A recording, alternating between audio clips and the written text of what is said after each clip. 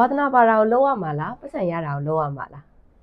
ဒီမေကွန်းကြားထဲမှာလမ်းပြောင်းနေတယ်ဆိုလို့ရှိရင်တော့ဒီဗီဒီယိုလေးကတင်းတော်ပဲဖြစ်ပါတယ်ကျမတို့စီးပွားရေးတစ်ခုလုပ်ချင်တဲ့အခါမှာတစ်ဖက်ကကြတော့လေဝါသနာပါတာကိုပဲလှုပ်ဆိုပြီးအကြံပေးရရှိတယ်တချို့ကြလည်းဝါသနာဘာလို့မှလဲနင့်ကိုထမင်းကျွေးမှာမဟုတ်ဘူးပတ်စံရမယ့်အရာကိုပဲလုပ်ရမယ်ဆိုပြီးတော့အကြံပေးရရှိတယ်အဲ့တော့ဘေးဟာကိုလုပ်ရမလဲတကယ်တော့အဲ့အကြံပေးချက်နှစ်ခုလုံးကအဆုံးရောက်တဲ့အကြံပေးချက်ပဲဖြစ်ပါတယ်တကယ်တော့ဝါသနာပါတာကြီးပဲလုပ်ပြီးတော့အကျိုးမြတ်မရှိဘူးဆိုလို့ရှိရင်လည်းရေရှည်မှာရက်တည်ဖို့မလွယ်သလိုဝါသနာမပါဘဲနဲ့အကျိုးမြတ်တစ်ခုတည်းကိုကြည့်လို့ရှိရင်လည်းရေရှည်မှာပျော်ရွှင်ဖို့မလွယ်ပါဘူးအဲ့တော့ကျမတို့လုပ်ရမှာတစ်ခုကဝါသနာပါတာနဲ့အကျိုးမြတ်နှစ်ခုကြားထဲမှာကြားချပြီးတော့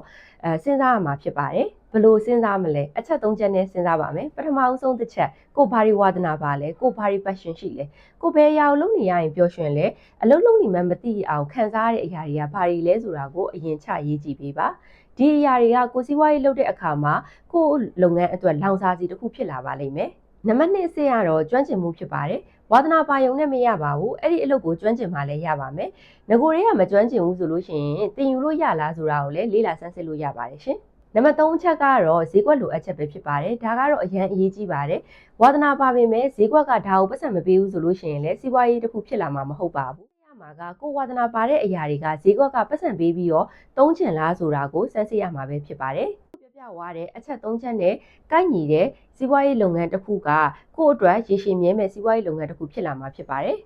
အဲ့တော့ကိုယ်မှာရှိတဲ့ idea တွေရောဒီ၃ချက်နဲ့ကိုက်ညီလားဆိုတာကိုစမ်းစစ်ကြည့်ပါ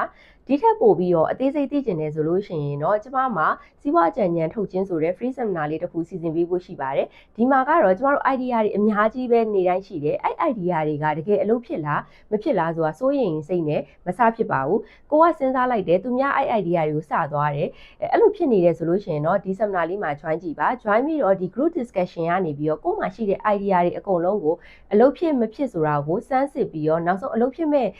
idea တစ်ခုကိုအတူတကွရှာဖွေသွားမှာပဲဖြစ်ပါတယ်စိတ်ဝင်စားတယ်ဆိုလို့ရှိရင်တော့ဒီ post မှာပါတဲ့ link လေးကိုနှိပ်ပြီးတော့ share ပြီးတော့ချက်ပေါက်မှာလာပြီးတော့စာရင်းပေးလို့ရပါတယ်ကျေးဇူးတင်ပါတယ်